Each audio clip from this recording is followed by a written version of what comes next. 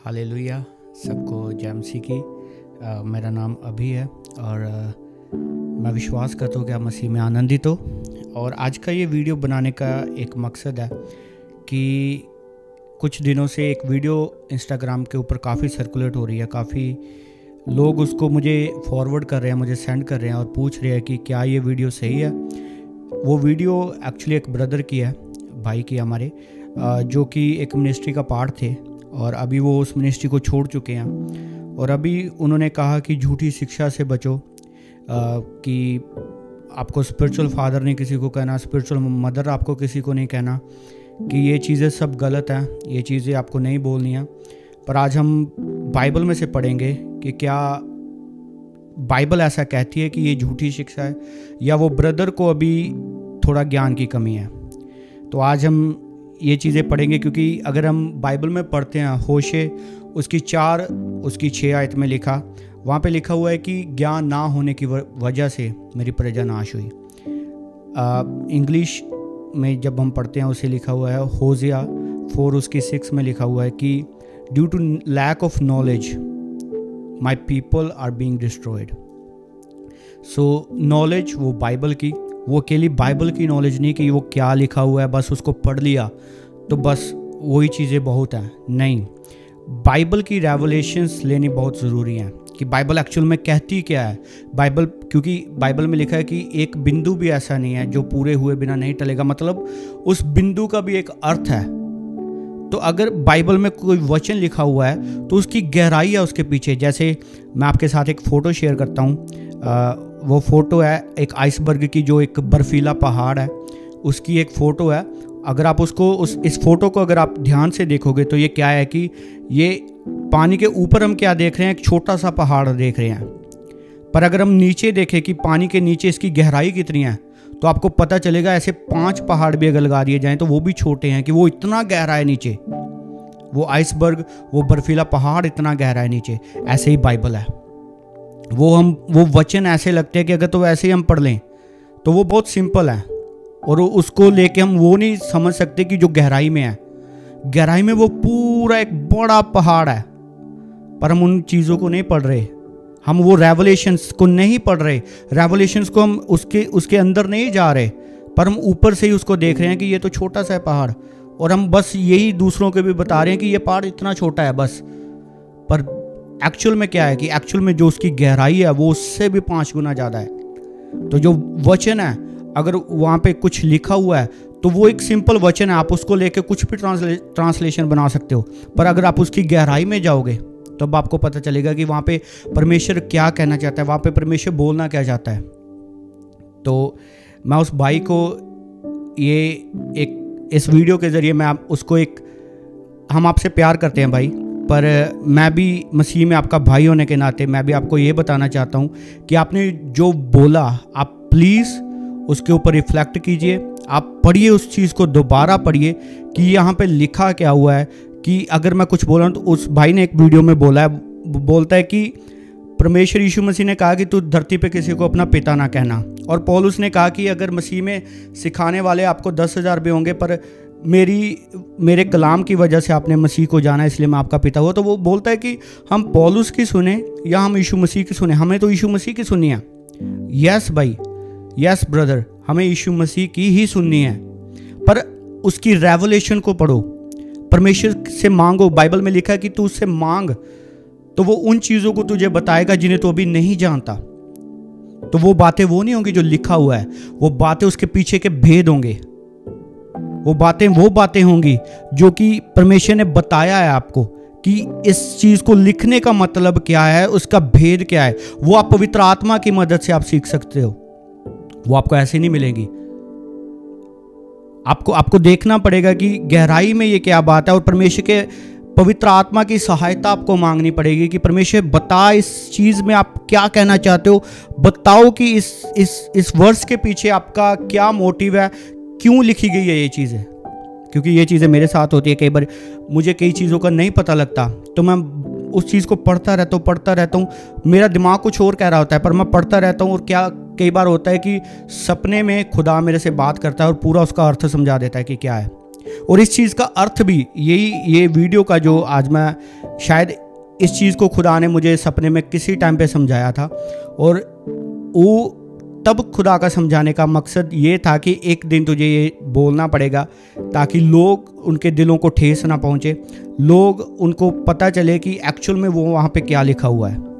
तो मैं सबसे पहले जो यीशु मसीह ने कहा, मैं वो चीज़ पढ़नी चाहता हूँ जो कि है मत्ती उसकी 23 उसकी 9 आयत में लिखा। यीशु मसीह ने कहा कि पृथ्वी पर किसी को अपना पिता ना कहना, क्योंकि तुम्हारा एक ही पिता है जो स्वर्ग में है। यहाँ पे परमेश्वर यीशु मसीह ने बात की है कि किसी को भी धरती पे अपना पिता मत कहना। उसका मतलब ये नहीं कि स्पिरिचुअल फादर नहीं कहना, ये चीज़ नहीं कहनी। उसका मतलब है कि न्याय कौन करेगा? वो हमारा पिता करेगा, जो यहोवा पिता है, वो न्याय करेगा। परमेश्वर यीशु मसीह ने कहा कि किसी और के पास तू न्याय करने ना चले जाना, अपना न्याय करवाने ना चले जाना तू किसी और के पास। ये ना हो कि आप यहोवा पिता को छोड़ के आप धरती पे, जैसे इजराइलियों ने किया था कि जब मूसा पहाड़ के ऊपर चला गया था तो उन्होंने क्या किया था, एक मूर्ति बना ली और उसको पूजने लग गए वो। तो परमेश्वर यीशु मसीह ने कहा कि तू किसी और को पिता ना कहना, ये जान लो कि किसी और को पिता मत कहना। मतलब जो तेरा न्याय करे वो कोई और ना हो, वो पिता स्वर्ग में है, वो यहोवा पिता है जो तेरा न्याय करने वाला है। तू किसी और को अपना पिता ना कहना, तू अपना न्याय किसी और से मत करवाना, क्योंकि तेरा न्याय परमेश्वर यहोवा ही करेगा, वो ही न्याय परमेश्वर है। तो यहाँ पे ये चीज लिखी हुई है कि तू धरती पे किसी को अपना पिता ना कहना। धरती पे पिता ना कहने का मतलब कि जो दर्जा यहोवा पिता का, वो किसी धरती पे किसी को मत देना, किसी मूर्ति को मत देना, किसी प्रतिमा को मत देना। ये ना हो कि तू किसी चीज को बना के उसको यहोवा पिता का दर्जा देना शुरू कर जाए और कहे कि ये मेरा पिता है, क्योंकि हमारा स्वर्गीय पिता एक ही है जो यहोवा परमेश्वर है। और जब हम पढ़ते हैं 1 कुरिन्थियों 4:15, अगर हम 14 से उसको पढ़े तो पौलुस ने कहा कुरिन्थियों की किताब में, पहली कुरिन्थियों की किताब में उसके 4 चैप्टर में 14 आयत में लिखा, मैं तुझे लज्जित करने के लिए ये बातें नहीं लिखता, परंतु अपने प्रिय बालक जानते हुए तुम्हें चिताता हूँ। उसने अपनी कलीसिया को बच्चे कहा, बालक कहा, लाइक छोटे बच्चे उसने कहा। 15 आयत को जब हम पढ़ते हैं वहाँ पे लिखा, क्योंकि यदि मसीह में तुम्हारे सिखाने वाले 10,000 भी होते हैं तो भी तुम्हारे पिता बहुत से नहीं, इसलिए कि मसीह यीशु में सुसमाचार के द्वारा मैं तुम्हारा पिता हुआ। चलो अब मैं अपनी एक एग्जांपल लेता हूँ। यहाँ पे पहले मैं ये बताना चाहता हूँ कि यहाँ पे पौलुस ने कहा क्या एक्चुअल में। पौलुस ने कहा कि तुमको सिखाने वाले मसीह में 10,000 भी होंगे, पर मेरे सुसमाचार की वजह से तूने यीशु मसीह को जान लिया, इसलिए मैं तुम्हारा क्या हुआ? पिता हुआ। तो यहाँ पे पिता उसने वर्ड बोला, स्पिरिचुअल फादर हुआ वो। यहाँ पे अभी ये कंपैरिजन मत करो कि वो यीशु मसीह ने ये कह दिया। यीशु मसीह का कहने का मतलब उसकी रेवलेशन को ढूंढो, आप पता करो कि यीशु मसीह ने ये चीज़ बोली है। परमेश्वर अपनी आत्मा के द्वारा मुझ पर प्रकट कर कि क्यों तूने ये चीज़ कही और क्यों पौलुस ये चीज़ कह रहा है। आपको ये चीज़ आपकी आत्मिक आंखें खुली होनी चाहिए। आपको पता होना चाहिए कि मैंने किन भेदों को परमेश्वर से मांगना है। जस्ट ऐसे ही मोबाइल खोल के कुछ भी वीडियो बना दिया, ऐसे नहीं चलता, क्योंकि जो सामने लोग हैं उनको भी पता है कि बाइबल क्या कहती है। तो अगर अपोस्टल अंकुर नूला ने अपनी कलीसिया को कहा कि मैं आपका स्पिरिचुअल फादर हूँ, तो उसने सिर्फ अपनी कलीसिया को कहा, वो बाहर जाके कलीसिया को नहीं बोल रहा कि मैं तेरा भी स्पिरिचुअल फादर हूँ, मैं तेरा भी। बाहर के लोग मैंने भी देखा, उनको सिर्फ पास्टर बोलते हैं और उन्होंने कभी नहीं बोला। तो जो उसके सुसमाचार के जरिए, जो अपोस्टल अंकुर नरूला के सुसमाचार के जरिए, जो यीशु मसीह को, जैसे मैंने अपोस्टल अंकुर नरूला के सुसमाचार के जरिए यीशु मसीह को जाना, तो वो क्या हुआ मेरा? वो स्पिरिचुअल फादर हुआ, वो आत्मिक पिता हुआ मेरा। क्यों? क्योंकि उसके सुसमाचार के जरिए मैंने यीशु मसीह को जाना। जैसे पौलुस ने, एक बार मैं फिर से पढ़ूंगा इस चीज को कि 15 में लिखा, पौलुस ने ये चीज लिखी है, क्योंकि यदि मसीह में तुम्हारे सिखाने वाले 10,000 भी होते, पास्टर्स इस समय 10,000 भी हैं, 10,000 से भी ज्यादा हैं, इसलिए कि मसीह यीशु में सुसमाचार के द्वारा मैं तुम्हारा पिता हुआ कि मैंने तुझको सुसमाचार सुनाया। मुझे किसने सुसमाचार, किसके सुसमाचार की वजह से मैं बचा? मैं अपोस्तल अंकुनुल्लाह की वजह से बचा। तो अब ये कंपैरिजन नहीं रह गया कि लाइक यीशु मसीह कुछ और कह रहा है। यीशु मसीह ने जो कहा उसके लिए आत्मिक आंखें, आत्मिक बुद्धि खुली हुई होनी चाहिए। आपको पता होना चाहिए कि परमेश्वर मुझे बता के इसके पीछे का भेद क्या है। तो पौलुस ने कहा कि मैं आपका स्पिरिचुअल फादर हुआ। तो अगर अपोस्तल अंकुनुल्लाह भी कह रहे हैं, हम उसको बोलते हैं कि ये हमारा स्पिरिचुअल फादर, तो ये बिब्लिकल चीज है, ये बिब्लिकल है। पौलुस क्या था? एक खुदा का दास था। अपोस्तल अंकुनुल्लाह भी एक खुदा का दास है।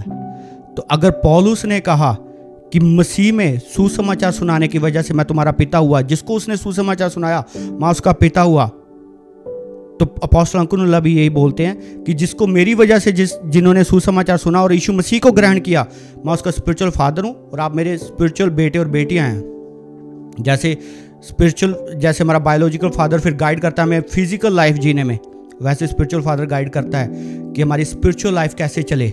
जो आज तक वो गाइड कर रहा है, कर रहे हैं विद ड्यू रिस्पेक्ट। सो ये चीज है, ये कभी कंपैरिजन मत करो कि यीशु मसीह ने तो ये बोला, हम यीशु मसीह की सुने या हम पौलुस की सुने। बाइबल में तो यही लिखा हुआ है ना। बाइबल में तो अगर पौलुस की नहीं सुननी होती तो बाइबल में पौलुस की पत्रियां क्यों हैं? सबसे ज्यादा पौलुस ने पत्रियां लिखी बाइबल में। तो अगर यीशु मसीह ने कहा कि पौलुस की ना सुनो, तो वो चीज़ें क्यों लिखी गई? हमें आत्मिक बुद्धि हमारी ओपन होनी चाहिए कि हमें पता हो कि बाइबल कहाँ पे और क्या कह रही है। हालेलुया। तो ये कई लोगों का क्वेश्चन था कि ये चीज़ सही है। जैसे वो ब्रदर ने बोला कि झूठी शिक्षा से बचो, तो क्या वो ब्रदर सही बोल रहा है कि सच में वहाँ पे झूठी शिक्षा है? अरे नहीं, बाइबल खोलो, बाइबल में सारे आंसर्स हैं। आपको किसी की वीडियोस देख के, किसी का कुछ भी पोस्ट करने से आपको जस्ट इतनी जल्दी ठेस नहीं लगनी चाहिए। आपके पास ये हथियार दिए गए हैं, ये बाइबल एक हथियार है, ये दिया गया है, आपको खोलना है। आपके आंसर, सबके सब आंसर इसी में है। तो जो भाई की वो वीडियो है, हम आपसे भी बहुत प्यार करते हैं और हम प्रार्थना ये चीज़ की करेंगे कि परमेश्वर आपकी भी आत्मिक बुद्धि को खोले, आपकी आत्मिक आंखों को खोले, कि परमेश्वर आपको इतनी गहराई में अपने वचनों की ले जाए, इतनी गहराई में आपको वचनों की ले जाए कि आपके अंदर के जो क्वेश्चंस है वो खत्म हो जाएं। क्योंकि बाइबल, जैसे मैंने वो फोटो दिखाई, जैसे वो एक आइसबर्ग है, वो एक बर्फीला पर्वत है ना, जैसे वो ऊपर छोटा दिखता है पर वो नीचे बहुत बड़ा है, ऐसे बाइबल है। वो वचन जस्ट एक सिंपल वचन लगेंगे आपको, पर अगर आप उसकी गहराई में जाओगे, अगर आप उनकी रेवलेशंस में जाओगे तो वो बहुत बड़े हैं। आपकी आंखें चौंक जाएंगी उनको देखने के बाद, उनको समझने के बाद, उनको पढ़ने के बाद। हालेलुया। सो किसी भी ऐसी चीज़ों से बचना है, आपको बाइबल खोलनी है, आपको देखना है कि परमेश्वर क्या बता रहा है, क्या बोल रहा है इन चीज़ों के बारे में। खुदा, जब आप परमेश्वर की सहायता मांगो, पवित्र आत्मा की आप सहायता मांग के, आपके अंदर क्वेश्चन कोई आ गया, अगर आप पवित्र आत्मा की सहायता को मांग के, परमेश्वर की सहायता को मांग के अगर आप उन चीज़ों को पढ़ेंगे, तो आप देखोगे परमेश्वर आपको आंसर्स भी दे रहा है। जैसे वो मुझे सपनों में कई बार बात करता है, वो आपसे भी बात करेगा। Hallelujah. God bless you all. हमारा ये वीडियो बनाने का मकसद ये था कि हम जो सही चीज़ है उसको आपके आगे लेके आ सकें। हम ये किसी को रिप्लाई नहीं है वीडियो का, ये किसी के अगेंस्ट नहीं है, ये कोई ऐसे नहीं है कि मैं उसको मुंह तोड़ जवाब दे रहा हूँ, मैं उसको ये कर रहा हूँ, वो कर रहा हूँ, ये कोई चीज़ नहीं है। ये जस्ट एक जो मेरे को वीडियोस आई कि क्या ये सही है, क्या ये सही है, मैं जस्ट लोगों को बाइबल में से बता रहा हूँ कि जो परमेश्वर ने मुझे सिखाया कि मैं आपके साथ शेयर कर सकूँ। ये किसी को रिप्लाई नहीं है। हम उस भाई से भी प्यार करते हैं और हम प्रार्थना करते हैं कि हम उस भाई को भी बढ़ते हुए देखेंगे परमेश्वर में। Hallelujah. God bless you all. सबको जय मसीह की।